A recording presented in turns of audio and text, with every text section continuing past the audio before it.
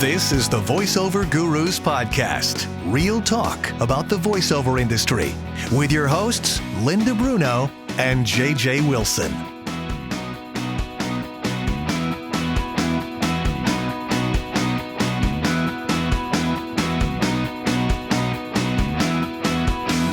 I'm rolling.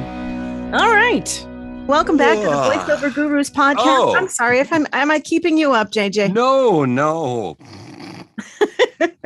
We are back with yet another exciting episode of the Voiceover Gurus Podcast. And you know something?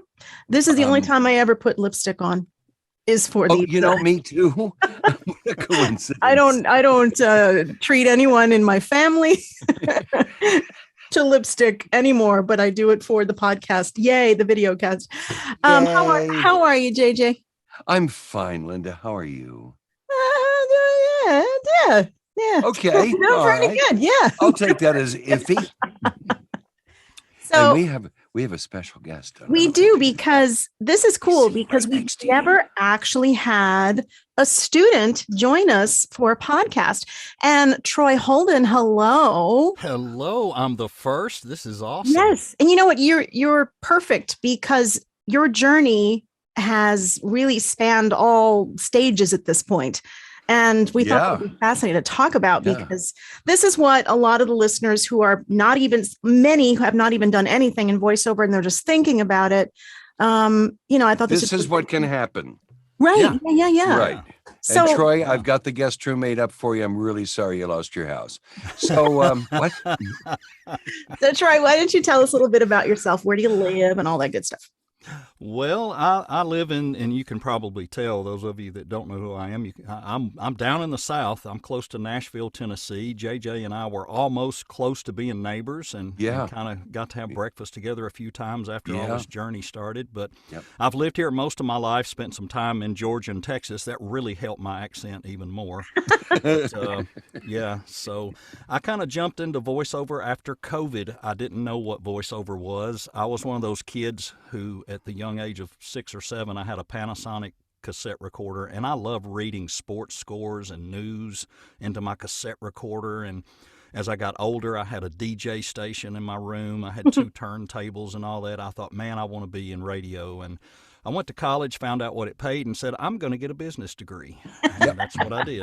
Smart. And I worked in business stuff for many years, a family business for 12 years. Then I went into the automotive industry.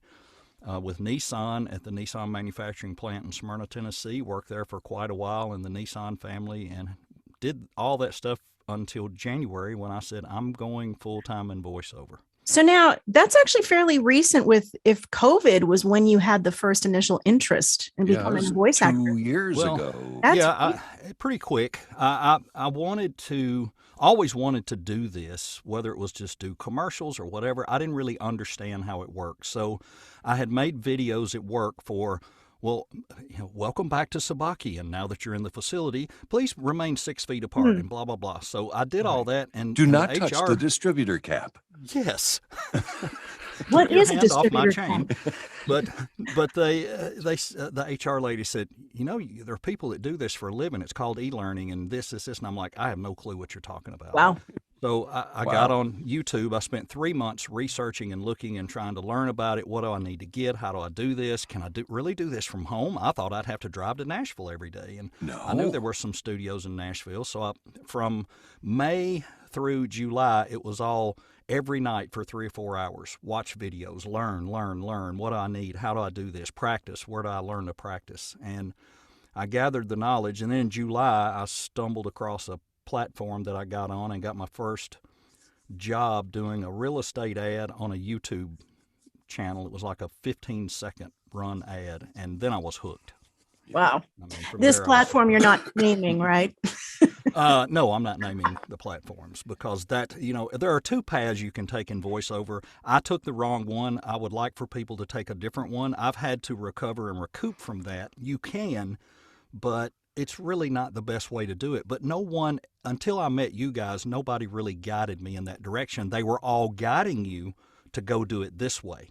This is how you do it. This is how you learn. And you can learn. Don't get me wrong. Oh, absolutely. I was just going to say, I mean, with that particular platform, you can end up doing 20 or 30 things a day.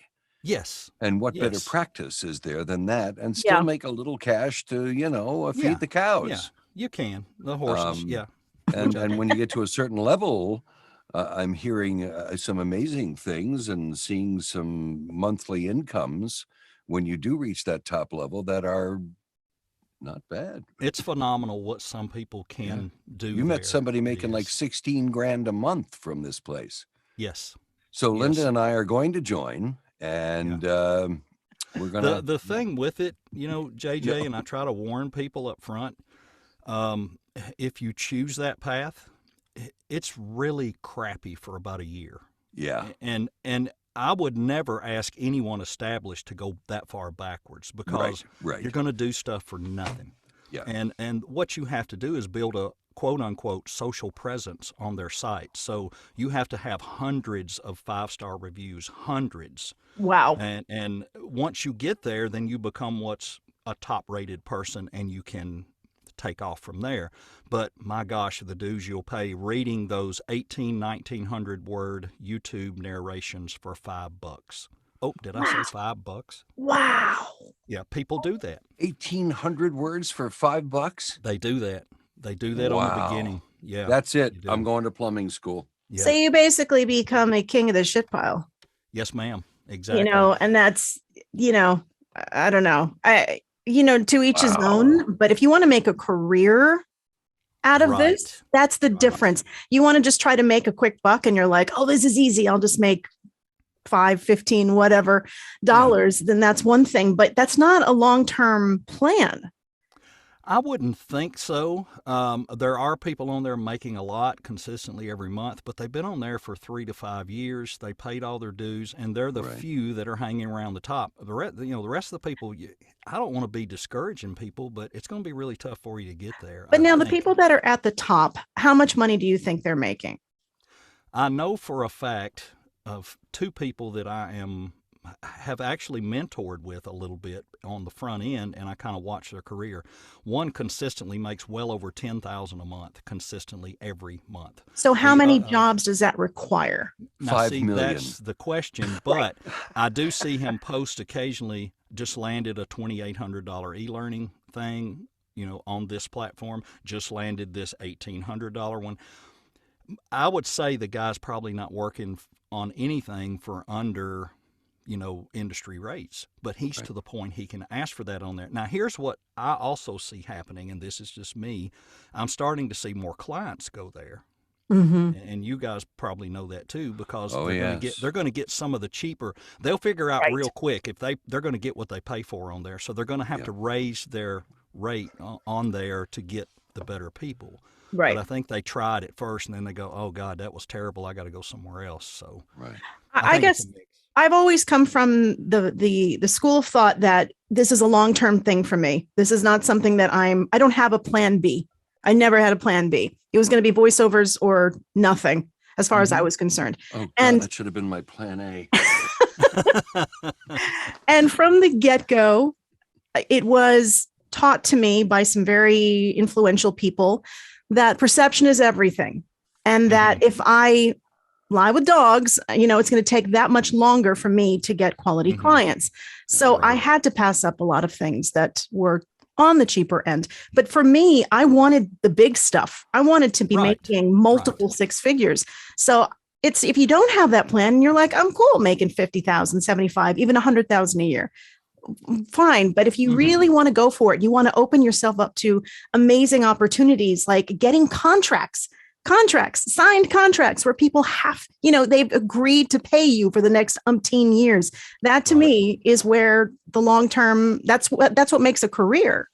Yeah. But you have to take that risk of passing up on some of these jobs.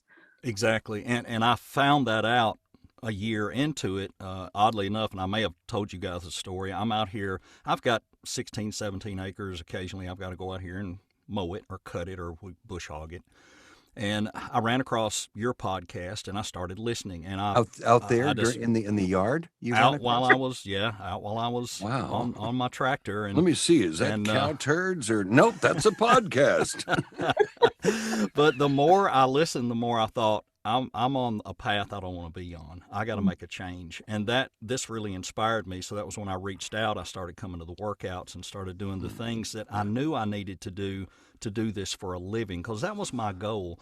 I was in a burnout mode in my job. I had been doing supply chain and logistics. And then, as you guys probably hear, all these chip shortages for the cars and this shortage and that shortage. The pressure, the last year I was in my job was unbearable. And I said, I want to do something I enjoy. And I have a passion for this. I can't wait to get up every morning to see what's in the inbox. What are we auditioning for today? And I'm still shoveling some of that other stuff slowly away. I've almost gotten rid of most of that crap work. Well, you know what's going to happen now. It's taking time. You know what's going to happen? When you get away from that thing we were talking about completely, you'll start getting calls from the clients who used them in the first place and the people sucked. Right. And then you'll go, here's the real rate. And then for a while, I was getting 2 or 3 calls a week from people who said, I just used that other site that was bad. And I said, well, what did you expect? How much is it going to be? And I say 300. And they go, what? And I said, I'll have it to you in an hour and it'll be just right on the money. Edited, ready to go. Right. And you won't have to call me up and say, we have this. So I think you might get more work out of not doing it. I think it'll come. It'll come. Now, but you're doing I'll great. say this. You're cracking them. I'm telling you. But digging in the trenches and learning like I did the hard way, it taught me a lot about reading. I learned to read better. Yes, people say practice reading aloud. Do that 10 to 20 minutes a day. But even though you're only getting $10 or $15 for doing that and getting paid to do it, and your inbox is filling up with that, then you have to do it. Yes. And I find with practice is if you have to make yourself do it, sometimes you won't. It's just like exercise and diet and everything else. Right. But when it came to it's in that inbox and it's due in 24 hours and I've got to deliver this, even though it was junk, it forced me to read and read and read. And then I would listen back to myself and I'd try to make my audio better and this better and that better. And then I finally decided I really got to learn to comprehend and understand what I'm reading and why I'm reading it, especially the shorter stuff. And that's what led me to you guys. And I'll have to say it completely changed the game. I won't forget, I got up one day and had recorded something for a client. And I listened to it and I said, God, that's awful. Let me do that again. I had been through a couple of workshops, and when I played it back, it was like the light went off. Oh, that's the conversational read. Now I got it. I know what they mean. Good. And it took a while. And the character keys and the things that you guys taught, literally, it wasn't overnight. It wasn't the first or second time, but about the 4th or 5th time in, I was like, okay, I get it. I know what they're after, and I know what I'm supposed to do. And you picked it up very quickly. It made a change. It really did. So something else that you've had to deal with is your accent. So Troy, how have you gone about? What accent?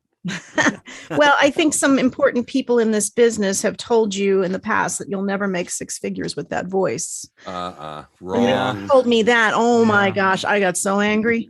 Yeah, I was told that up front. And of course, this was as I was very early on and making some samples at home, and they were terrible, I'm sure.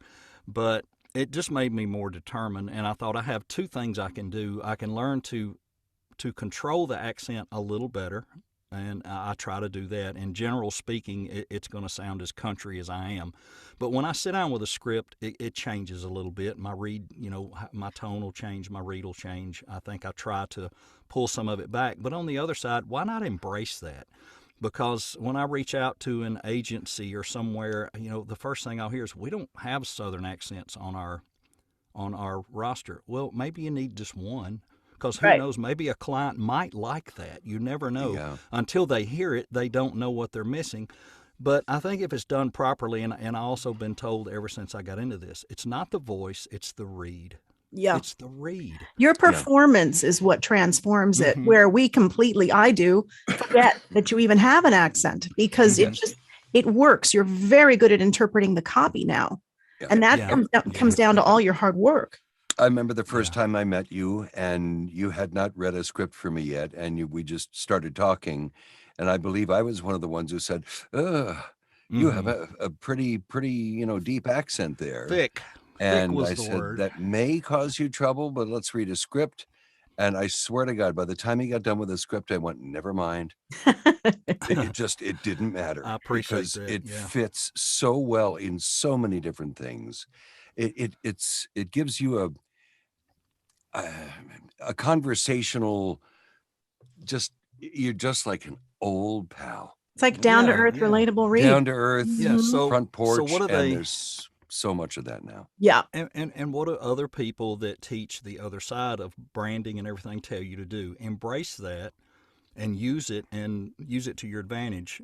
Right. Of course, I would love to, and I probably will, enlist with a dialect coach to say, help me control it a little more. Tell me, teach me about glottal stops and why I need to not cut words off and why ing needs to be ing and not in. I work on that stuff. But on the other hand, when you're booking based on because you're doing that, you're kind of like, do I do that or not? So I'm trying to embrace it. I'm trying to use, your blue collar voice do you of have choice branding. Levels of accent that you are utilizing right now? I do. I'm occasionally asked to make it really Southern, really country. I'm going to tell you where I run into the most challenge is in Louisiana because there's so many accents in Louisiana. Oh, they almost have a Boston thing mixed in there sometimes. So I have trouble there. Mow the lawn.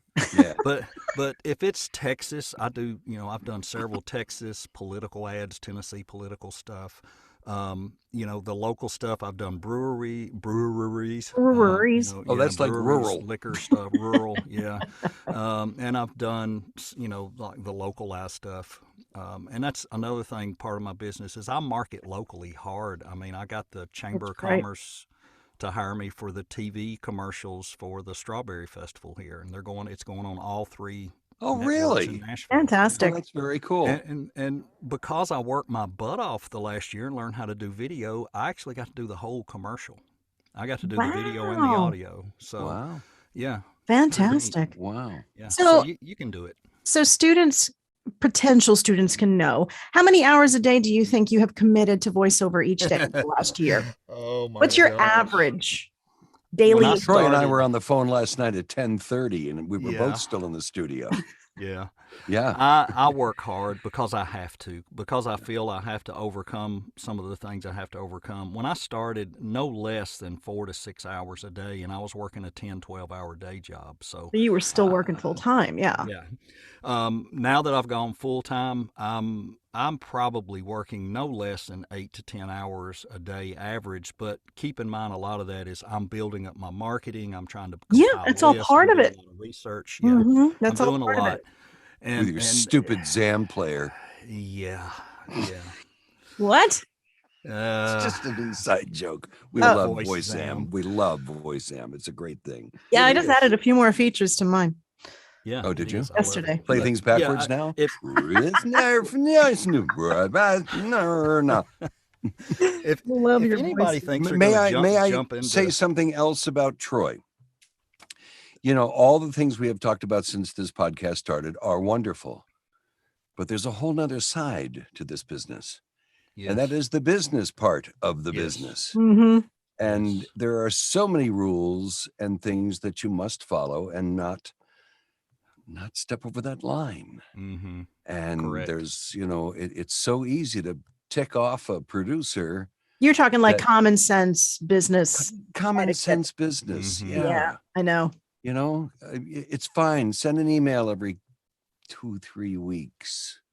If you're trying to get in, just a reminder, hi, how are you? Or if you've worked with somebody and then, in 3 or 4 weeks, boy, I really enjoyed that. I hope we can do it again together, but not every day. Mm-hmm. You don't need to post stuff on LinkedIn and everything else every 25 minutes. Right. Mm-hmm. Right. You don't need to send the coaches an email or a blog every day because, I must admit that I got woken up at 10 minutes of 9 on Easter Sunday by somebody. And I looked at my phone and I went, this is overkill. Yeah. It's Easter Sunday. Right. Stop. Yeah, and a lot of mine not wanting to bother people came from being in the corporate world because I didn't want to be bothered by salesmen and people Right. pushing Yeah. stuff on me that if I need something, I'll let you know. You know, it was Yeah. that way. So I try not to do that. I know between JJ and I, sometimes we might do it odd times, but there's a different reason for that. You know, we've got our relationship's a little different than Right. you know what Troy. you should be with your coach. Gosh, for gosh sakes, respect boundaries. Yes. Respect boundaries with people and understand they have lives and they have families, and give them their time. If they want to answer you, they'll answer you. And my other belief is, and it's working so far, is don't over market. Don't feel like you need to know everything about the person you're marketing to. Oh, right. They There's don't no give a need. flip. They don't give a flip. All they Right. want is they want the meat and potatoes. Here's my contact information or my bio, you know, that kind of tells of where I'm at, and my VO thing very briefly on a PDF, and here's my demo. Thank you.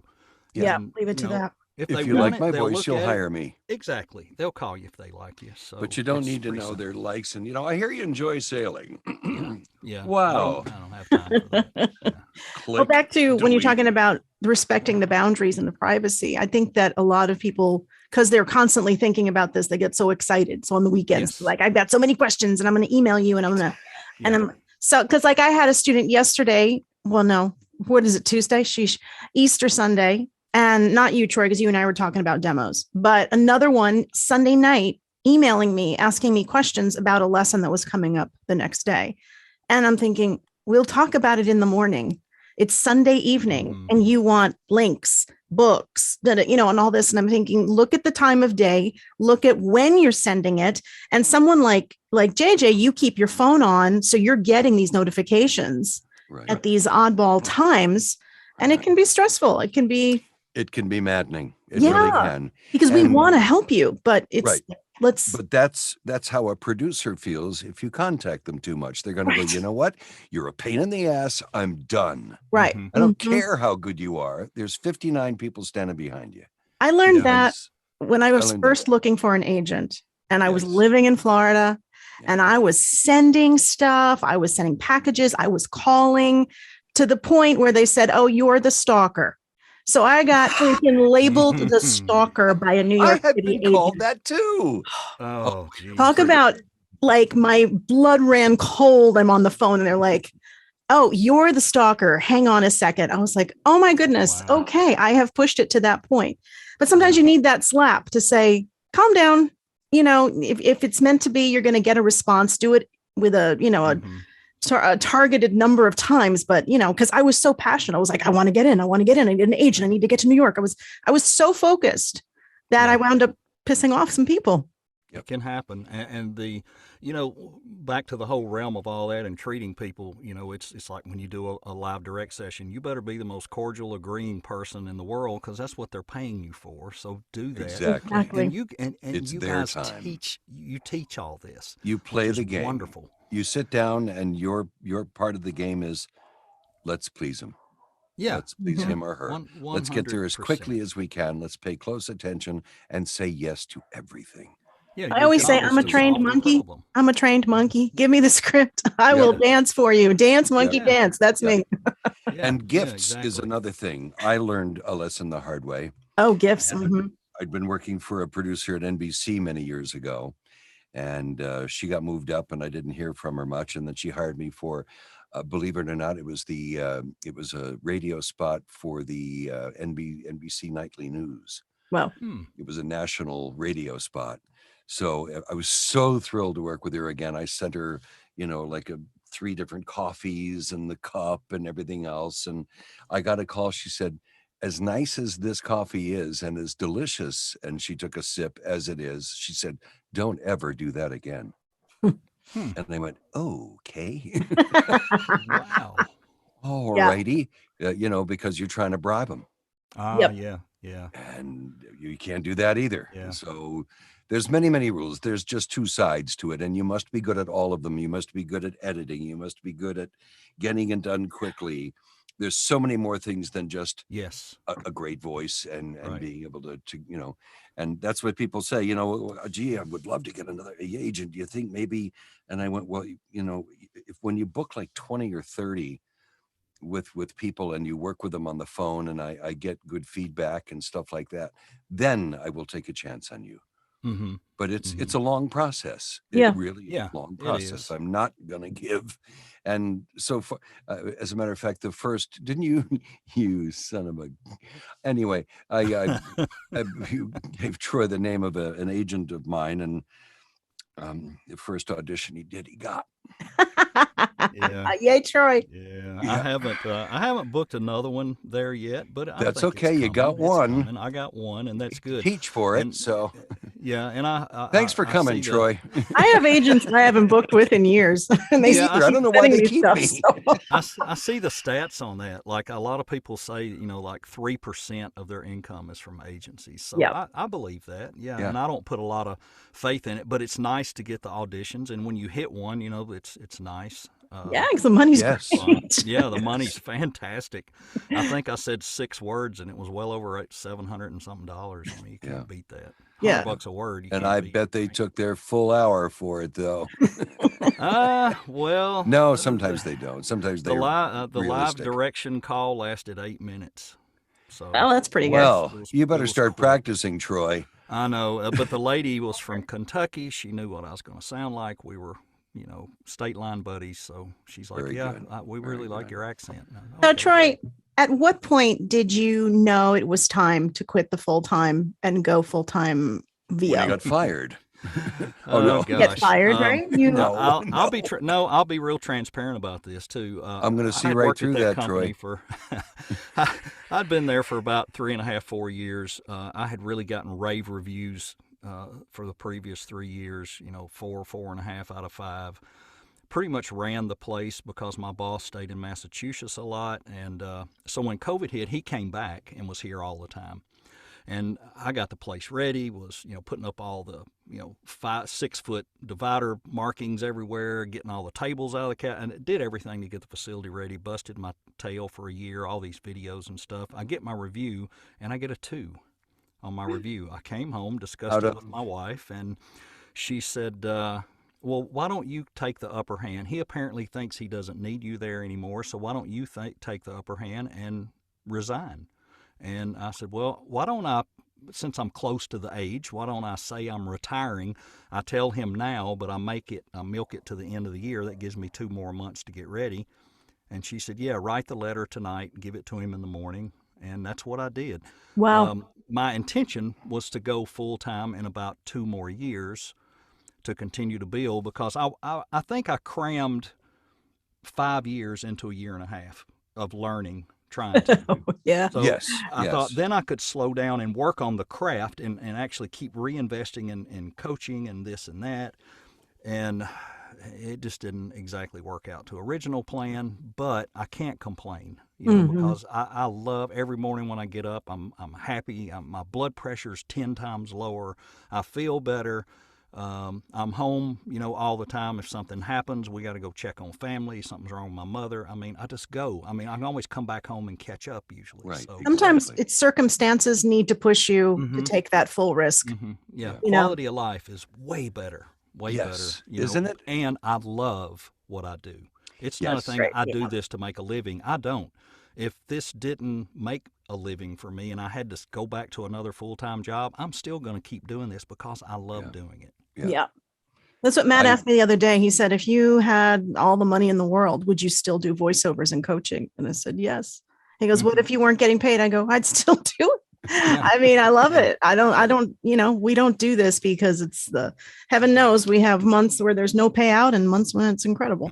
Right. But, you have to have that passion. It's like people asking me, so you're going to retire at 65? And I go, no. Yeah, I'm never retiring. No. I mean, there are people out there in their 80s doing this, and I can do it too. I can do a Paladin commercial. Why retire? All I got to do is come in and go, blah, blah, blah, blah. Okay, thanks. Okay, I want to go out and have some fun now. I mean, you might slow down with auditioning and stuff, but but too many people retire and die, and I don't mean that awfully.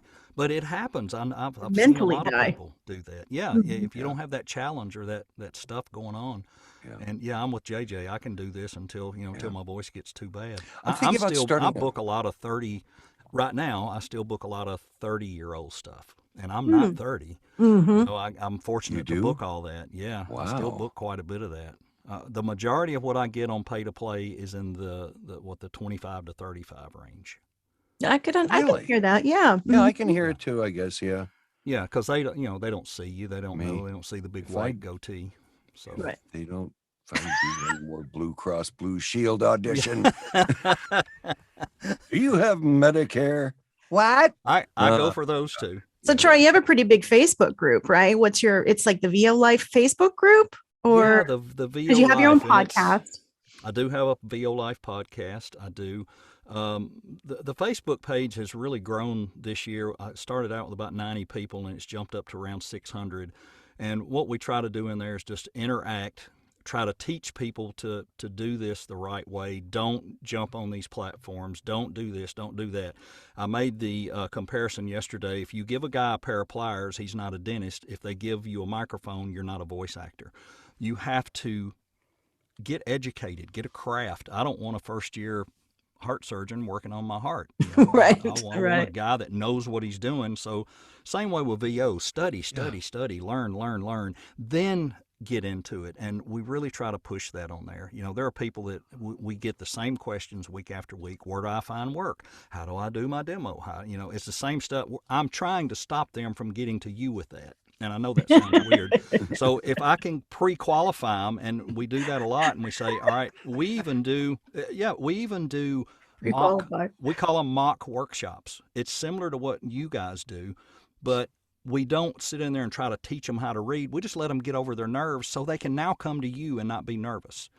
But we're not charging or teaching. We're just saying, come in here and interact with these other VO people and see that we're just people like you are, and you've got to take that mentality and then go to a read real for someone workout. else. Read for an audience of people. Yeah, exactly. Get over your I nerves. want to come to one of those. Read with them. Yeah, jump in. Well, that's the tough part of the nerves. Well, you had that great idea, Troy, of us having people audit, and we're starting to get people signing up to audit our workouts. Good. Yeah. Good. I think that helps. If they watch, they won't be scared, and they'll come back. I know I've tried to, and I know several that are still going, to the workouts. And I think someone said to us a couple weeks ago, they said, "I didn't come. I was afraid. I was afraid of you guys." Yeah, shouldn't be. Yeah, she said, "Oh God, I don't know. I didn't want to do it. I didn't come. I didn't know." Yeah, nobody's going to chew you out. I mean, this is how you learn, and this is the right way. It's a voiceover. Yeah. But the nerves I get, because heaven knows I still get nervous with stuff. So do I. It's like amazing. The classes, though, I mean, I know when I was coming up and taking the classes and getting a lot of abuse in classes and getting a lot of embarrassing criticism. And I remember thinking to myself, you know what, this is not how I would want to teach people, because it kind of keeps you, okay, then I'm not going to try that. Then you don't feel free to try things. So for those of you wondering, encourage anything. Because honestly, from our perspective, the last thing we would want to do is make you nervous. I already know how nervous you are. The last thing we want you to do is be nervous or feel like you can't be yourself or you can't try something new. And I think that's something that JJ and I work hard at doing. In our work. I always say, when you think you sound ridiculous, you're probably almost there. Yeah. Bring the ridiculousness. The other little thing that we try to do is teach people to find a partner, an accountability type partner. Find somebody that's 3 months or 6 months ahead of you that can answer the questions that they're bugging you guys with. Just not Sunday morning at 10. Exactly. Thank you.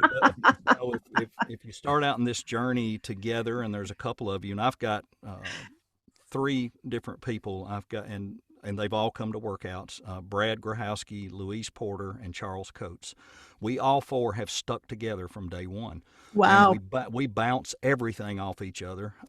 Charles has kind of not been in our tight-knit group with Brad and Louise and myself, and we call ourselves the Tricycle. We've got a private messenger group, and if anything comes up, we don't vent it publicly, but we'll jump in there, the 3 of us, and what do you think of this? Why are they doing this? And we'll work it out and move on.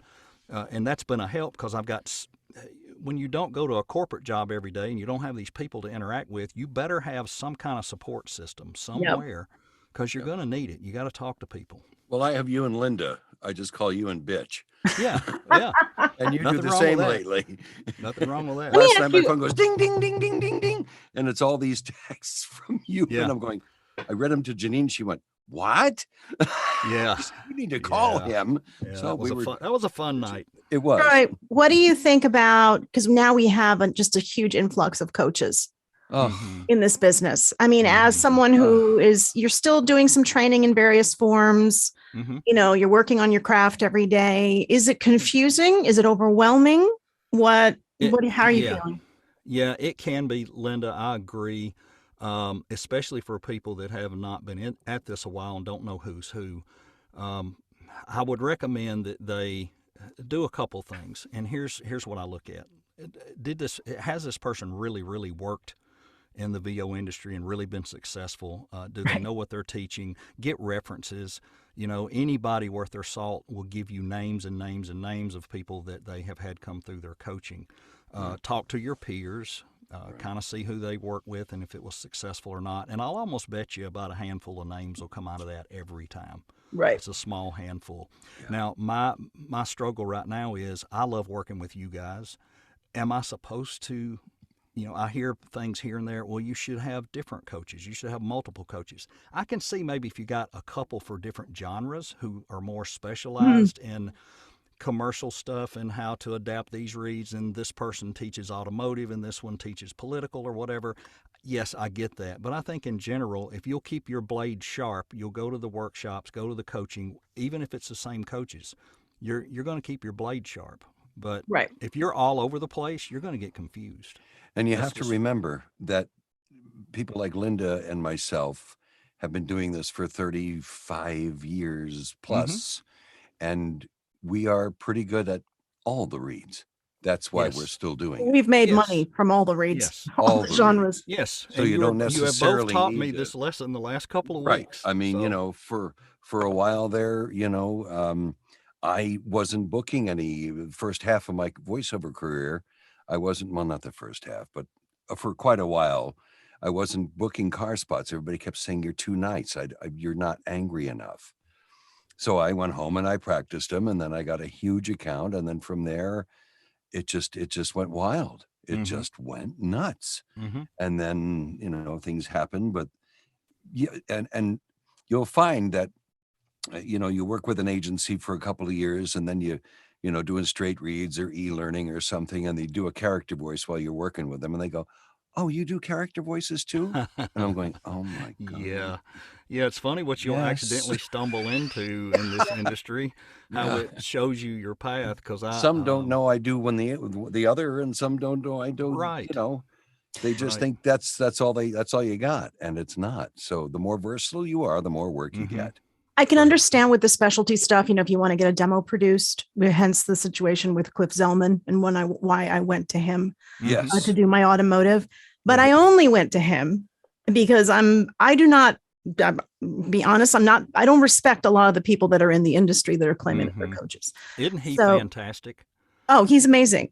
But he has been doing this for 30, 40 years. Right. He's been doing the same thing in production, in music production, in automotive, so go straight to the top. Don't wait for the head barber.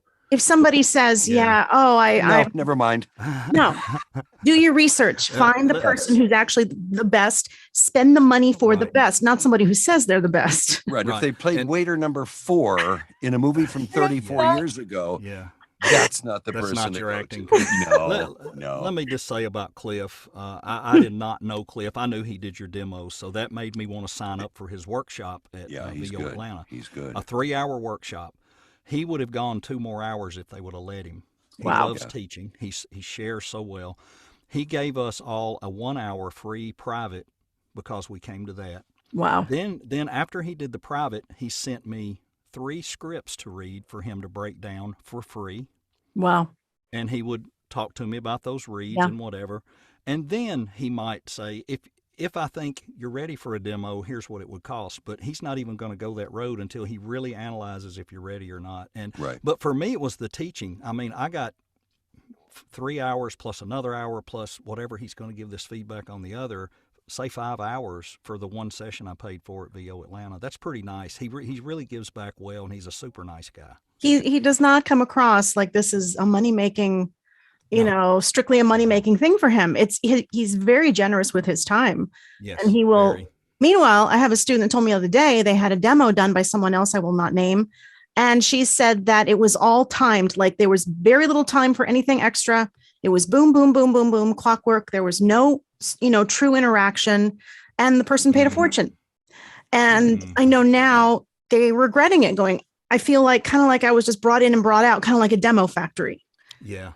And that's what you have to watch because you don't want someone that's, JJ and I aren't becoming millionaires being coaches, but we do it because we love it. JJ spends more time than I do privately with students. I have to yell at him.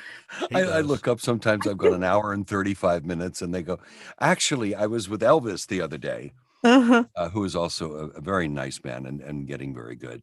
And I looked at my watch and I couldn't believe what time it was. He said, believe it or not, I have to go. And I went, oh, okay. Sorry. I know. That's what and they call for the 5-minute consultation, which lasts an hour and 27 minutes. Yeah. But that's because I love it so much. I love talking about it. But just getting back really quickly to Cliff Zellman, my favorite part of that story was the fact that he won't do it until you're ready. Yes. So you know that he's not in it for the money.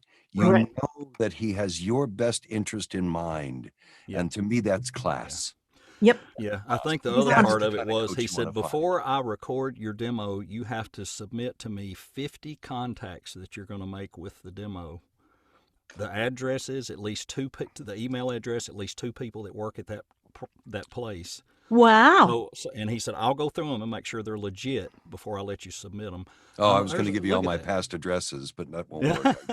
Okay. So I thought, well, that's pretty neat. He's going to make you work too. I think he wants to make sure you take this demo. You've invested a lot of money in it. I want to see you really go out and market your demo and try to get He your cares. Work. Yeah. He has a heart. He's in it to help you. Yeah, absolutely. And that's what I love about Cliff. The first time I met not enough of that now. The first time I met him, he actually called me after getting an email marketing, blast that I'd sent out to automotive agencies. He was on that list. Mm-hmm. And he called me and said, hey, I want to talk to you about your email. And I was like, who is this person? I didn't know who it was or whatever. And he gave me his criticism on it, which there weren't many. He was really happy with how I did it and how I marketed myself. And he was talking to me about the demo and saying, I can tell it's real stuff. You might want to think about enhancing this and this and this. But there was nothing else other than that. It wasn't like a sales pitch. It wasn't like it was a genuine, I wanted to let you know that what you're doing, this is how you're supposed to do it. Mm-hmm. And I really was so appreciative because he took the time to reach out to me. That is the kind of people you search. That's how I met him. Yeah. That's how I met him. Absolutely. If you do want to have more one coach, just make sure it's a good one. Yeah, absolutely. Make it a quality one that's not just taking your money or looking. Although I was man 4 in a movie once, so now either the drugs have just kicked in or your camera just went blurry, Linda. Troy, please tell me her camera's blurry. Camera. I think it did go a little bit blurry. Oh, thank goodness. Yeah. Wow. No. Yeah. See, it defocuses and focuses. No. Wow. All right, hang on. I'm going to do something. Wow, man. Troy, what have we gotten into? Yes? No. It's still fuzzy. Is there something in my soda? I hate this thing. It doesn't. It's a different kind of acid, I thought. Yeah. I don't know. Cool, man. Better. Here we go. I'm back. There I'm you back. are. Hi. I'm back. Hi. I got to go to the eye doctor. Well, Troy, this was great. Thank you for letting us know about your journey. Any parting words to anyone starting out? Yes, JJ, you're pointing. Gosh. No, I was just. Parting words. Yeah. If luck and God bless. Well, if it's been a thing your whole life, I don't know if you're 30 years old and you thought ever since I was a kid, this is something I really wanted to do. I've got a passion for this, jump into it and investigate, but don't jump out there in the market. Learn, make sure it's for you, get the feedback and all, and don't expect feedback from your family to help you. It's not going to help you. This is my mother. She thought I was great. Yeah. But, get an accountability person, work with somebody, get coaching, do it the right way. And if there's something you want to do and you love it, stay in it for the long run and you'll make it. But if you're jumping in to make a fast buck, please don't pollute the market. I don't mean that ugly. Yeah. But my gosh, there's 100 people a week jumping on. It's true. And they get a job and then they go, okay, what do I do? They just want me to record this. Well, duh. That's what we do. I know. So be ready. That's the main thing. Be ready. And watch out for shysters. Oh my gosh, yes. No demo meals. No, I want to make your demo in the first 6 weeks. No. I'm in the 100th percentile of voiceover.com because I've only done one voiceover and I've only done one audition and I booked it. So I'm the top seller right now. Yeah. Thank you, Troy. Good luck with the other 99. Troy, you're just a lovely man, and that's part of it too. Well, thank you, JJ. Having a good heart and following, personality has a lot to do with it too. Yeah, you're doing really good. Does. It really I'm does. going to hang in there and ride it out, whatever it takes. Okay. A couple of notes. We have our workouts that I'm about to post for the month of May. We're doing the 4th, the 11th, and the 18th. The 4th is a regular one. The 11th is with Miss Alyssa. And the 18th, we're doing a mock audition night on May 18th. Yay! That should be your goal. Go to about 3 or 4 workouts, get it under your belt, then do the mock audition. It's awesome. And we only have 6 people for the regular workouts. We max at 8 for the mock audition. But my advice, if you're thinking about it, is to sign up in advance because we sell out pretty quickly sometimes. Right. So, and it's good times. Oh, good. My insurance company just processed my claim. Just thought I'd let everybody know that. Okay, great. Yeah, okay. Great. Any questions? Anyone has any comments or anything they'd like us to discuss, please email me info@voiceover.guru and check out Troy's podcast, VO Life. I will put the links in the episode notes awesome for you. And have some head out. Listen to the hillbilly rant. Good luck with everything, Troy. Not like I'm not going to speak to you, but good luck. You know what the humorous thing is? Career. I think we all just got the same audition from the same agent. So we should all go and hurry up and do that because I want to get mine in first. It's for betting, so let's go do it. I'm going to betting. I didn't get one for betting. Oh, sorry. Betting? Oh, the betting one. Yes, I did. I got that one. Doug's. Yeah. Mm-hmm. Nope, okay. I didn't get that one.